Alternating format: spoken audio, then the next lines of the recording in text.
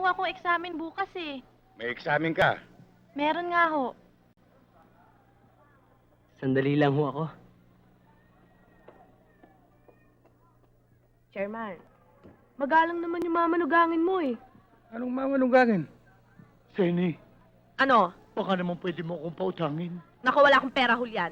Ay dito rin chiching mo, isang lamo na natin. Tigilan mo nga ako, bitawan mo yung kamay ko. Ito naman oh. Hawak na, Chairman, hawak mo. baka naman pwede mo akong paluwalan oh. Wala akong pera Julian. Classification. The Equal Protection Clause does not require the universal application of the law. That is, it incorporates on all the people without restriction.